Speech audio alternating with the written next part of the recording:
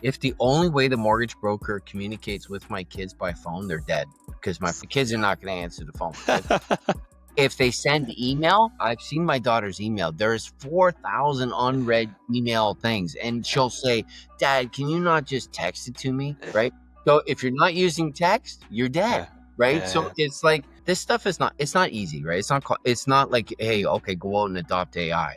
And a little plug for DLCG, like we're ahead of that. Like we are looking at it, we are building it, we are integrating it so that you get the best use of it, right? So being part of a group, and this is the power of our networks, is when we come together as a network and we are working on those icebergs of the Titanic that you can't see, we're way ahead of it, right? And we're building it today so that your business can just keep going. Hello, everyone. Welcome back to another episode of Mortgage Tech Talks. As always, I'm your host, Tom. Today, I have Rich Spence from Mortgage Center Canada, of course, part of DLCG. And we talked about a whole bunch of stuff. We talked about his origins, starting Nexxa back in the day, some of his secret sauce, how the grinded out method, the burn the boats, whatever you wanted to call it, was so important and really allowed him to achieve success that he didn't even realize was possible. We then fast forward to today, talking about Velocity, how it's gotten to be really the powerhouse that it is now, and how having really quick iterations and great feedback was a huge part of that. And then finally, of course, like a lot of these episodes, we end talking a little bit about AI, looking forward. We talk about how it is a tool. It can do good or bad things, just like any other tool. How you might be resistant to change, but ultimately consumer demand will force you to change. And to enable that change in a successful way, find the right partners that can bring you along with them. So a lot of stuff there. It's a really great conversation, and I think you're really going to enjoy it. So we'll see you on the other side. Hey, Rich, how are you? Good. How you doing, Tom? Yeah, no complaints. I've been looking forward to this one for a bit. I'll start off maybe with a bit of a story, something I don't think I ever told you. But when we first came into the industry, Nexxa was a big name, right? And you know, a lot of it's still on a lot of people's tongues, and people still know it, of course. But I was always very jealous of Nexxa. I was like, man, whoever made that Nexxa thing, they're a genius, and they've done some amazing things. So you were like, I didn't even know who it was, to be honest. It was like the man behind the curtain. You were like the Wizard of Oz. You were kind of my phantom idol for a little bit as we were getting into the industry. And so I thought this will be a good one, an exciting one for it. And obviously you're doing exciting things above and beyond Nexxa as well these days. So I think there'll be a lot to unpack in this episode, but I thought I'd start with that interesting little tidbit for you. Appreciate that. You and my mother are the only two that actually cared. So okay. Yeah, I'll see her at the next Nexxa fan reunion or something like that, right? Maybe we could start there. I mean, obviously, all joking aside, I know, and we're kind of going back in time. Maybe just for the audience, I think, like I said, Nexxa is still a very well-known name, but I did want to start there just to kind of get kind of that part on the table, just to kind of lay out your background and where you come from. So yeah, I'd love to hear just kind of a little bit about that story. And I think more than anything for people listening is what allowed you to be successful? Because so many people have so many ideas, and that's just the hardest part. Like, ideas are cheap, right, in a sense. And how did you kind of go from that idea to actually something that was wildly successful? So kind of a two-parter there, but maybe you could walk us through a little bit kind of that history and what are some of those keys to success. Okay, so history-wise is actually before Nexxa, the first piece of software was actually called Nova, and it's I didn't know that. Nova being first, Nexxa being next, right? Yeah. Okay. Sure. Yeah. Our product development teams we weren't that creative, right? Yeah. But the way I started was I had a web development company back in 1998, really out of school. It was when the internet really just took off for small businesses. And I was part of a local networking group called BNI. I met my first mortgage broker. I think it was like 22 at the time. Do you know who it was? Is he still doing, or is Yeah, he he's still doing the same. His name's Paul Watmore. He was out of Stony Creek, Ontario. Shout out. Yeah. Okay. Yeah. I don't know if he listens to the podcast now, but anyway, shout out. Yeah. And he asked me to come to his office and help him build a CRM just for his office. Okay. And back in the day, that's when technology, there was no cloud computing, there was no internet, there wasn't any of that. It was I built with a buddy of mine who went to Waterloo. We built the first CRM for mortgage brokers offline. It was a VB application. It was very offline, right? Cool. That was Nova. That was Nova. And then then broker said to me, "Hey, you want to go into business together?" I said, "Sure." And then Since then, we went across the country, and at one point we had 7,000 mortgage brokers using our technology. And then something happened was the internet really took off as more of a productivity tool or a base for people to run their business, and all technology moved away from local to web-based. And that's when D&H, under the leadership of Yusri Basada, built Expert. Okay. And then we moved web-based, and that's what became Nexxa, was the first web-based CRM for mortgage brokers. Okay. And built that, ran that for 14 years, and yeah, that's really the origin story of the technology. Yeah. Yeah. Interesting. Well, I guess, and maybe we can unpack some of that in my second part of my question, which was to say, okay, I think that you can tell me I was, maybe not doing technology back in 1999. I was still in school, but I'd imagine at that time, again, I think a lot of people had a lot of different ideas, but for you guys, obviously, you're able to take those ideas, and I could guess, right? I mean, I could maybe say you probably had a nice mix of you coming from the more technology side, or at least you and your partner matching up with someone who obviously understands this mortgage business extremely, extremely well, kind of combining those two things. Maybe it was that, or maybe it was when you say going across country, I don't know if that was saying, hey, physically going across the country and shaking hands and seeing that. And I don't know if that was a big part of your success, but just curious how you took it from, hey, just one office, one idea. Because I can tell you right now, I've heard countless stories. I've heard probably dozens, maybe in the hundreds of people saying, hey, I built my own CRM and it was great. And it probably was great. Honestly, I'm not saying anything about that. But to take it from this thing that was great in my office to then something that 7,000 people can use, that's a huge, huge leap. So do you have kind of secret sauce with that? Or was it just kind of seat of your pants sort of thing? Or was kind of your, I guess, keys to success there? Well, first of all, jump back. You were being kind, because in '99 you said you were in school. You're probably like in grade one, right? But Yeah, well, no comment. Yeah, yeah, or JK, whatever. yeah, Appreciate that. To be honest, I mean, it was a couple of things, right? It was, young bull, old bull, right? Having that seasoned mortgage broker who understood his market really, really well. yeah. And him in his lane telling me what was important to the business. And a lot of it too is just pure pigheadedness and resilience of being 22 and just Yeah. like just going all day, every day, Okay. and we built technology, we listened to the business, but the success part of it, honestly, back in the day, before it was called Mortgage Professionals Canada, the industry organization had a printed member directory, kind of like just and had every mortgage broker Okay. in the country, Like a piece of paper piece of or paper, a no, book. like a Yeah, book, yeah, right? yeah, yeah. Literally, honestly, after we built the software and it got on its feet, the reason it was successful is I hit the phone and started. Said, "Hey Tom, this is Rich Spence in Contact Software. We are the leading CRM for mortgage brokers. If you have 10 minutes, I'd love to tell you all about the technology that helps stay in contact with your past customers, maturities, closings, blah blah blah." I did that personally over 5,000 times every single day. Wow. And then Just when I crushing got it. to the end of the book, I went Back to all the the way beginning. to it again, right? So it was just like Wow. constantly selling. And Yeah. then the software game, right? Like I'd sell 20 pieces of software, 10 people would cancel. Then the Totally. next month Yeah. I sold Yeah. 10 pieces of software, 5 people canceled, and it was just like steady, Just churn. steady, steady. Right? It's just grind, man. It's just grind.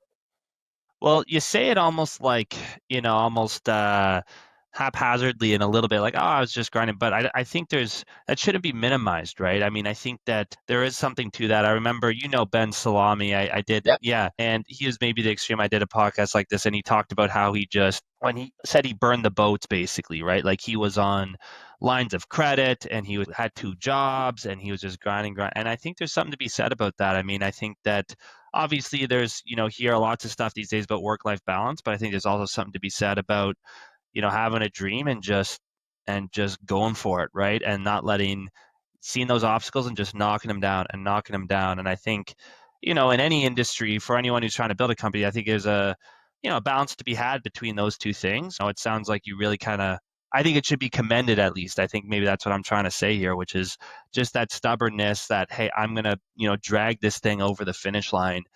It's an important trait, and I think it's one that I think should be talked about more in a sense.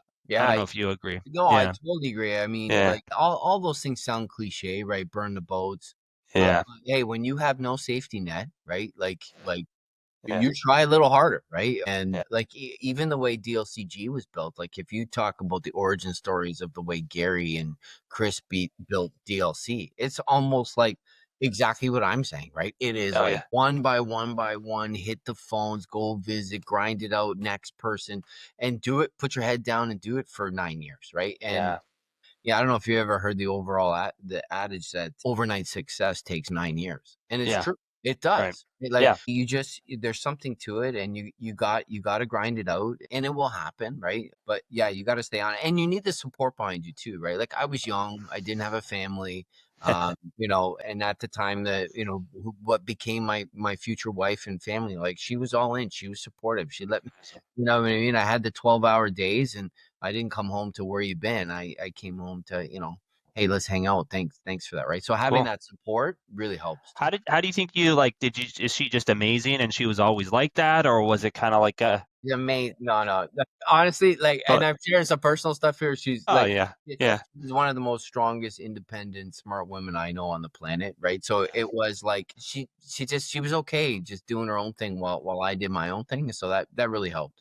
No, of course, and yeah, I know we're getting a bit personal here, so you can tell me to stop whenever. But no, Exactly. the reason I ask, I think whether it's tech or other thing, and or other just people in the mortgage business, I think it's a real challenge for a lot of folks to say, "Hey, I want to build this mortgage business. I want to build this mortgage tech business, but I have a partner at home who I love, who's amazing, and I want us to have that shared vision. Maybe that's what it needs to be, or I don't know what was your kind of thing there to say."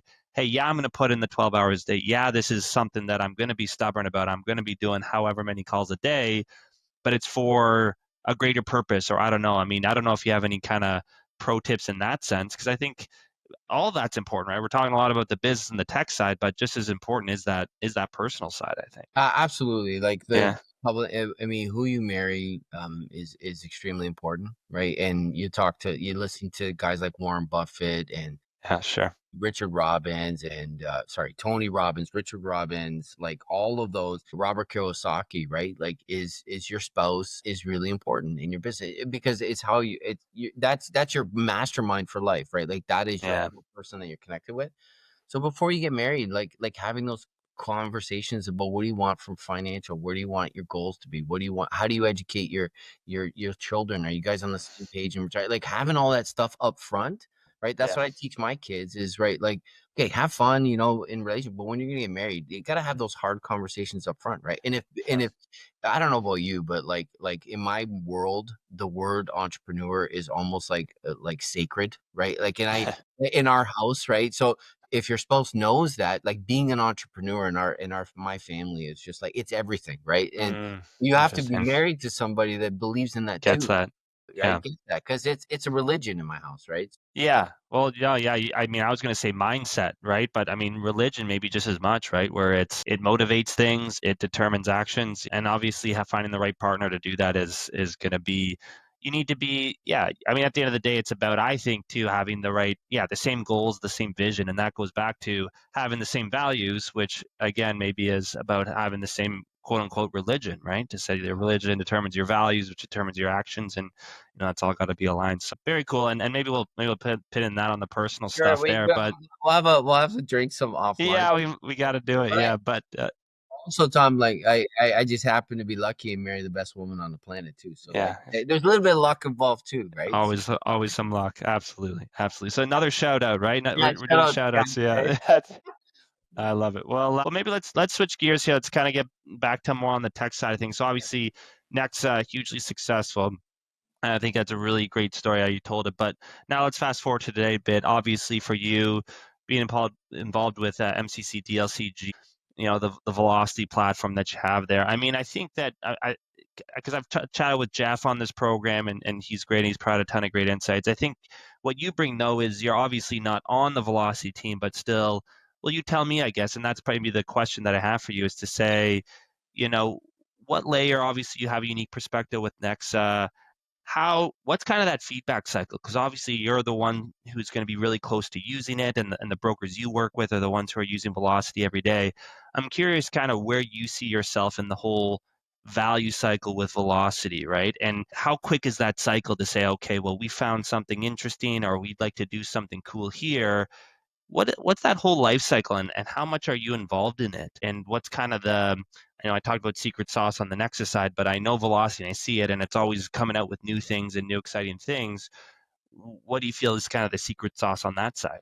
Yeah, I think, well, kudos to the Newton team. I mean, they've built something very special there, and I think the thing with them on their cycle of development, very early on in development, they have a 2 week cut to production, right? So they are every 2 weeks implementing something new, if you're in software, and if people listening and you yourself, that's not an everyday thing, right? Like Yeah, back in my day, it was like every quarter, and yeah. we'd always do it on a long weekend when nobody was working, so that we found the systems and nobody would complain, right? And then you click the button and you cross your fingers and Oh, your yeah, you toes, hope and to yeah, God the system comes back up online, right? yeah, yeah, But, like, but these guys are going every 2 weeks, right? And it's yeah, been a commitment, it's been a core part of their technology, so good on them. And the feedback, honestly, I'm just another cog in the wheel. Like, I am one yeah. of the voices, but they really listen to everybody, and Mm. they take it all in, right? So I personally take zero credit You're for taking no credit for it, eh? those guys. I mean, the stuff they're doing is beyond some of the stuff I would ever think about, right? But I mean, they're very open to listening, right? And Yeah, and sure. and if you look at the evolution of Velocity, right, it started, every iteration is somebody else's idea coming to the Mm. table, and those guys putting in. So, I mean, yeah, I'm Interesting. sure he gave some ideas here and there, but Yeah. not as much as they came up on their own. Yeah. Yeah, I mean that 2 week thing, right, is just crazy. I mean, especially, it's the idea, at least in my mind, is always the compound interest, right? Where you can apply it to anything, but let's apply it to software in this case, which is to say, if you do 1% better, I used to say 1% better every day, and you do the math, and then by the end of the year, like you're like 1,000 times better, right? Or just because it compounds. And going back to software, take it from a quarter, let's say maybe like you have, and then turn that into 2 weeks. Now you're compounding that much quicker, right? And it just goes right. And it's kind of one of those weird, you talk about overnight successes, and that's the nature of an exponential curve, right? Where you just kind of chugging along, and then just one day you're up here, right? Somehow, and it just goes. So, and maybe to that point, I mean, you talked about a little bit, the evolution of Velocity. I think you've kind of been with it, every step of the way. And how would you describe it, the whole story with it? Because I know kind of very early on, it wasn't, what it is today, both kind of technologically and kind of adoption. How did that kind of how did you see it from your perspective again? Like that playing out from the first day, from conception maybe, to now what it is today? Like what were some of those key, like very interesting things as you were kind of watching it move along? Was there anything kind of that stood out for you? Well, the real story behind the tech, like the evolution of the technology, Yeah. was actually before it was purchased by DLCG, Right. Yep. right? And so when I look at that evolution, like there was a need for a competitor to expert, right? And they built a core technology, so that's the first step, right? But the next step is actually putting in the hands of distribution, like DLC, Mm. like having Yeah. users, right? So that would be the next evolution. And then as it's going, and this, rolling out software is bumpy, right? Oh, It's of course. bumpy, right? Yeah. Right? It's like 10 steps forward, 5 steps back, and then you keep Oh, going. yeah. But just like the telephone story, right? Like, is Yeah. those guys they were committed to the end. They were not Mm. going to stop no matter what. We are all in. The safety net is gone. We are going there, Huh. and they're just every single day, like, and you again, what it's like. You probably did a release on software. You release it, all your customers start yelling at you, Sure. man. Yeah. Yeah. I want to go on a vacation, but you come back and you keep going and you keep going, right? And they Yeah. did, right? So I think it's just their resilience to make it better and better is what Yeah. is the reason why it is where it is, right? Well, yeah, and I think it's, having the full cycle there, right? I mean, putting all those pieces that you just described together, which is, the 2 week cycle, the hearing the feedback, and the resiliency. If you get those three things together, then that cycle just becomes, super powerful and super quick, where you can just release, get the feedback, implement, go, right? And then if you can do that very successfully, then it just, yeah, then it's interesting too. I mean, I was hearing that story. You talked about the phones and just hitting the phones constantly back in 99. And then, talking about today, actually, that's maybe the ethos of it, or maybe it actually is just hitting the phones again in 2025, where we are today. I guess, my question for you here is to say exactly that. And you hear a lot of it with people talking about AI, and we can get into the whole AI world too, where people say, oh, the face to face is going to die, and these cold callers, they're donezo, right? But I don't know, I'm a little bit skeptical when I hear those types of things. I mean, what's your take on it? Could what you did in 99 work today, just picking up the phone, calling 5,000 people? Yeah. And will it work in 5 years, right, when AI is going to be what it's going to be? But what's your take on that, kind of maybe that personal touch of where reaching out to people as it relates to software, or just I guess mortgage tech in general? Yeah, so picking up the phone and calling will work, right? Period. Yeah. Like whether Period. you Yeah. do it or your AI assistant helps you do it Yeah. is a whole other part. But when you're dealing with humans, right, and you're dealing with change, right, you're selling software or your business system that they're using today. We're going to move away from this system. We're going to go to this system, right? That's kind of what we're talking about. Or Sure. you're a Yeah. mortgage broker with company X and you're going to go to mortgage broker or you're a consumer that owns a house here and you're going to sell it and go to this house here. Okay. Yeah. Yep. Those are massive changes, massive. Yes. Huge. Okay. Yeah. And Yeah. it's emotional. And I don't Yeah. care how much technology is in the way. I want to call Tom and I want to make sure, man, am I doing the right thing? Right. Yeah. And Yeah. you are always going to need that emotional connection with the human, right? Hmm. Now, the companies using the tool to get the opportunity to have the emotional connection, sure. Yeah. Use it. And then back in the day, instead the 5,000 calls, I might put an AI dialer on it, and go rip through them, and then give me the hot leads off the top.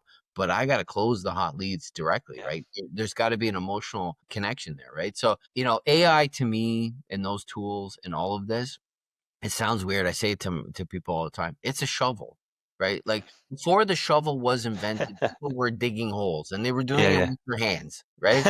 Then somebody came along and gave them a shovel to dig the hole. The hole still needs to be dug. It's just they use the Yeah. tool, right? So that's what AI is. It's a shovel. It's a very good shovel.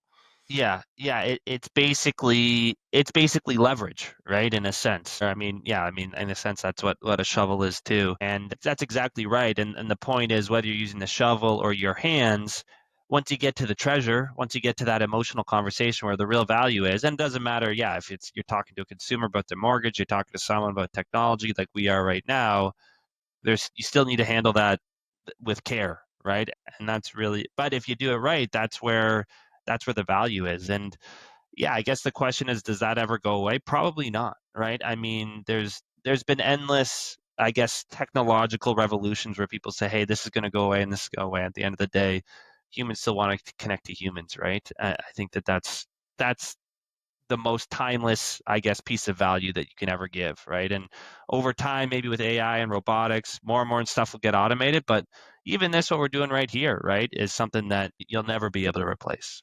Yeah, and that's, I mean, if anybody's listening, thinking, okay, where do my thought, like when I teach my kids, they're 21, 19, I think investing more time in emotional intelligence, right, and Yeah, understanding human behavior and the connection and how to foster that yeah, as we evolve. Like you need to know the tools, you need to integrate the tools, right?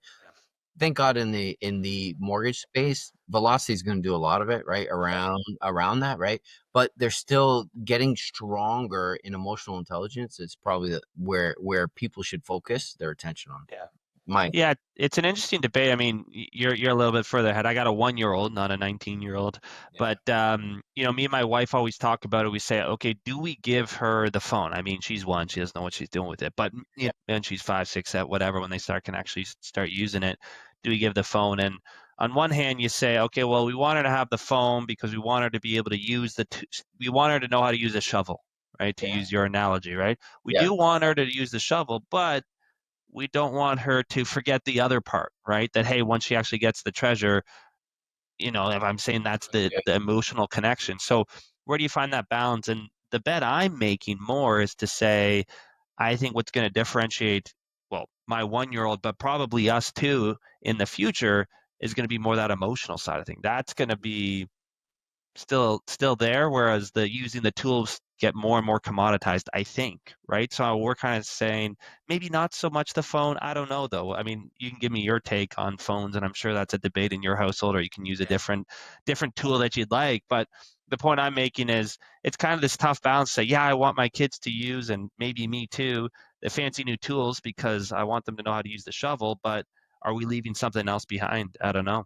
Yeah, I mean, parenting kids is never. I mean, there is no right. You never know, right? Like, Yeah, yeah, I got the yeah, 19 to 21. yeah, I'm just thanking yeah, God I got there, right? But yeah, so I yeah. don't know. The way I look at just anything, it's I have more natural curiosity to things, right? Like I Mm, don't think a thing is as good as bad, like good or bad. I just want them explored, right? yeah, Like I would be, I'd be the first to let them drive a car or mm, let's try this something new. The AI came yeah. out, I'm on it right away, right? Like Love it. Yeah, it's like, okay, let's figure this out together. There's yeah, no good or bad. It's how we use it. So the phone thing, I would have been an early adopter, right? yeah, sure. But Yeah, I'm also the dad that when with the mom's away, I say, don't tell your mom this, right? Because we try stuff. There's a good chance somebody's getting stitches, right? sure. So Yeah. I might not be the best example in that, right? Well, no, I mean, it's fine. And I think it's interesting because I think that jives very nicely with what you were saying earlier when you're saying the entrepreneurship, right? Again, the more personal side of things. Like that's a very entrepreneurial spirit. And I think any mortgage professional out there, they're a mortgage professional, they're a broker because they have that entrepreneurial drive, right? If they didn't have it, maybe they'd be at the bank or something like that. But I think anybody listening to this podcast gets that, right? Where, hey, I'm an entrepreneur, I want to try things. And more often than not, when I talk to people, they are on that curious side and want to do it. And it is a good point, right? Because you talk about a shovel, and we're going to continue this analogy, I guess, which is, it can dig a hole, but it can also, hit someone in the head with it, right? Sure. And again, it's just a tool, right? So you got to understand there's pros and cons. And, I get that a lot too. I did an AI talk a couple months ago, and the first question that I had was, is this regulated, right? And where's my data? And is it private? And is it not? And those are all good questions. But it's to say, hey, let's not use the shovel because it could cause harm. Let's use the shovel because it could actually help us dig a hole. But understand that that risk is involved. Is that something you're hearing a lot from some of the brokers you're working with? Kind of concerns around privacy and that sort of thing, and do we Yeah. need regulation for that? What's kind of your take in that side of things? Well, yeah, I hear some of that stuff, but what I hear is just an underlying fear of change, right?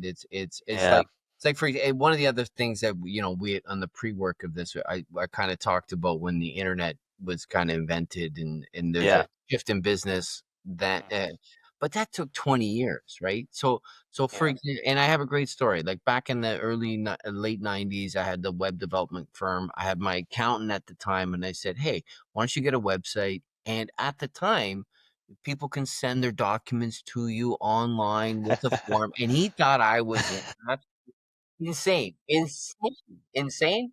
That Like, he's in what sense? Like, that'll never work, or I just don't Oh, I believe don't work you? like that. Privacy of the Eh, data, and why am I yeah, putting the stuff on the internet? And oh my God, nobody's gonna use it. You want me to why get documents from us on? And it was just like all of it just did not make sense just to him. couldn't. And he Yeah, threw it all in there. That I have the same account today, and my annual filings are on his website where I log in and I that's upload good. data. You know what I mean? It's 20 years Yeah, later, right? So same with the AI. You're gonna have early adopters that are on it. mm, We're all on it now. DLCG, like we are just like all the executives, our technology company, we are looking at ways to bring it in, right? We're mhm, early adopters. And there are going to be people who are going to say no for data, no for this, no for that, da da da da. yeah, They eventually will get there. Like it'll eventually get yeah, there. It's the same thing, right? But it really is a resistance to change, a fear. People fear what they don't understand, right? yeah, So they have to just learn, right? But it's totally. coming. It's coming. Yeah. No, no, it is coming, and I mean, it is crazy though that it takes, using the example that you gave with your accountant there, but it does take 20 years. Like you look at that, the dot-com revolution, people think it was 1999 and everyone was online. No, it's not. I mean, maybe I don't know if you and we can maybe think of this and apply it to the AI side of things where it's like, okay, your accountant was the resistant account who didn't want to use .com, but he got there, right? And so what was the catalyst for him, right? And maybe you don't have to make it for picking on this accountant here, but I'm in the more mortgage broker sense of things. If there's someone out there listening saying, hey, I'll never use the AI, that's not me, that's not how I do business, I'm good kind of doing my thing, what do you think is going to be that catalyst where it's going to be like, no, you have to use it, right? There's not really going to be an option. Do you Consumer think there's, demand. yeah, Consumer. It's like, okay, like if you think of the core of what a mortgage broker does, right? They service a consumer, right? A consumer has a need for a mortgage, right? But when the consumer wants to do business with you in a certain way and you're not there, yeah, then you either adapt or die, right? So yeah, here's another example, right? This story I've said a lot of time, right? I have my son, okay? He's 17 at the time, okay? He's got a cell phone that I pay for. Okay, so I yeah, pay for the cell phone. Okay, yeah, if I phone him, there's 100% chance he will not answer the phone. yeah. He won't answer the phone. Come off it, 100%. Okay, Yeah, 100% he's not answering. yeah, He is yeah, not answering. Okay, if I text him yeah. at the Ding. time, okay, Yeah, if yeah, I text him, there's a 98% chance he's gonna text me back. Okay, yeah, but if I Snapchat him, he's yeah. all over it, man. Like he's like, oh, back and forth, we're having a great time. The same kid. It's the same phone and it's the same moment in time. But if I'm not meeting him where he is not going to deal with me, right? And and yeah, and it's that and if I had to evolve. I had to evolve and say instead of using the tool of the phone, I use the tool of Snapchat because that's where he is, right? And that's the same with AI. That's the same with social media. That's the same with online applications. That's the same with document portals. That's the same yep, with using CRM. It's when the consumer turns around to the broker and says, you want me to drop my documents off to you? Are you yep. effing crazy? And they say, don't you have a portal? Yeah, That's yeah, when you implement the portal, right? yeah, Well, it's consumer demand that's going to drive for the late adopters. It's going to drive those my accountant moved yeah, to online documents because every single one of his yeah, customers said, dude, I'm not emailing you my yeah, sensitive yeah. documents. I need a portal, right? Right. Yeah. It wasn't that he woke up one day and said, Rich actually had it right. It wasn't some epiphany that he had in the night. It was maybe the 100th customer either telling him or leaving him, saying, I don't want to even do business with you unless you do it because of XYZ and I'm just used to it. Yeah, it's interesting. So Yeah. maybe just sorry, go ahead, Rich. I Yeah. was just gonna say, like, just another example, like an AI chatbot on your website, right? Yeah. What if everybody adopts that and everybody starts using it? So TD's using it, RBC's using it, CIBC's Mhm. using it, and local mortgage broker says, I don't want an AI chatbot, right? Then he starts losing or she starts losing consumers to that chatbot. Guess what? They're gonna put a chatbot on their website, Yeah, right? yeah, They're pretty gonna quick. adopt the tech, right? Yeah, yeah. So losing customers, right? Yeah. Well, I think it was a cool, like, I think it's such a good analogy too. And I don't think it's just about, hey, if I'm a mortgage broker and now I'm competing against TD, you're a mortgage broker, but you're actually competing against consumer expectations, which is similar but different Exactly. in the sense where it's like, I remember when Amazon first started coming out and they were same day delivery and they were like, all refunds, no questions asked, everybody started having those expectations, right? Now for us, hey, people want refund, no questions asked, because that was what Bezos and Amazon and what they did and all their, right? So it won't just be for any mortgage. My point I'm making is for any mortgage broker out there saying, hey, I'll be good as long as TD is not adopting AI or whatever. You pick the lender. I'm not picking on TD. So you're not competing against TD. You're competing against the best of the best, right? Because Exactly. if whoever does something AI and consumers get used to that experience, well, they're going to expect that from you. Absolutely. Like you said it right. It's consumer expectation, right? Like it's like my kids when they go for a mortgage, if the only way the mortgage broker communicates with my kids by phone, they're dead because my kids are not going to answer the phone, right? If they send email, I've seen my daughter's email. There's 4,000 unread email things. And she'll say, Dad, can you not just text it to me? Right. So if you're not using text, you're dead. Yeah, Right. So yeah, it's like it's just they're not going to be there. The customers are you're going to be waking up one day going, where did everybody go? Right. yeah, They're in a yeah, world that you're not playing with. So you better adopt it. Right. yeah, And the good thing is this stuff is not, it's not easy, right? It's not like, hey, okay, go out and adopt AI. And Yeah. a little plug for DLCG, like we're ahead of that. Like Mm, we are looking at it, we are building it, we are integrating it so that you get the best use of it, right? So being part of a group, and this is the power of our networks, is when we come together as a network and we are working on those icebergs of the Titanic that you can't see, we're way ahead of it, right? And we're building it today so that your business can just keep going. totally. Yeah, and I think that's so important. Like a lot of if brokers out there listening, because it's the one I get a lot where it's like, I get it, I agree with everything you're saying, Tom and Rich, but like, what do I do? Where do I go? Right? And I think that's some of the anxiety. And the story I always say, first of all, I completely agree with what you're saying. Find the right partners, and whether it can be a technology partner or a network partner, get you there. Because I'll do my own kind of .com story. Is back in the day, and you can correct me probably, but at least as I understand it, to set up an email was like a 5-week thing, right? You had to get a domain, and then you had to set up the server, and then you had to put a client on the server, and then you had to have a server sitting in your closet, and you hook that up. Now think about signing up for Gmail today. You Yeah. literally go in, you put in some stupid email, tomrocks1234@gmail.com, and all that shit, all that stuff is handled for you. That's the way it's going, is to say, if you're out there and say, I don't get what this Claude is and what's a GPT and all that, you don't have to get that. But you Yeah. have to understand at the very least this is coming, and partner up with the right people who do understand that and do understand these different types of things. Yeah, and even things Yeah. like Microsoft, right? Like Microsoft Yeah. Suite, they're integrating AI into the tools that you're already used to, right? Yeah. Like they're integrating it into Word and Excel and Outlook and all that stuff, right? So the AI is part of it, right? Yeah. You think about again, origination systems, right? Hmm. It's AI will become part of it, right? Like Yeah. it'll help you with AML, it'll help you with document verification, so you don't have to know how to look at a fraud NOA versus a real one, right? So like that type of stuff is coming. It'll be part, but you have to have the right partners who have the time and resources to invest in these things for you on your behalf. Yeah, exactly. It's not to say, hey, now you got to go spend the 5 weeks like you would have had to in 1999 and get your email set up and stood up. It's like, hey, just start hanging out with Google a little bit. Understand that they're a leader and kind of ride along with them, so that one day, it's going to take 3 seconds. And so whether it is Microsoft or whether it's the right network or the right origination system, so hey, these guys are thinking about this stuff or doing this stuff.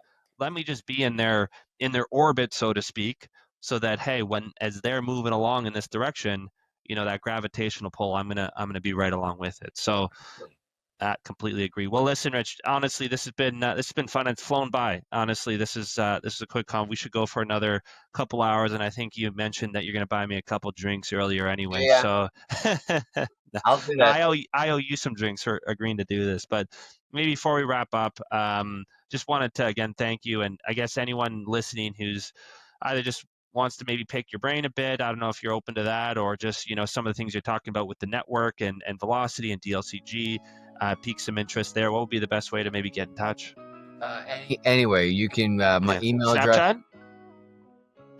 No, no, that's family. That's family. I don't want to see any pictures of you guys. So Yeah, yeah, yeah, yeah, yeah. you know what? Yeah. Rich at mortgagecenter.com. Center spelled. I'm on all the platforms, right? LinkedIn, Facebook, Instagram. I am on TikTok, but I don't produce anything. I'm just totally addicted at watching TikTok. But that's Yeah, okay. Yeah, I had to delete it. It's crazy, that algorithm. I So love it. Love it. yeah.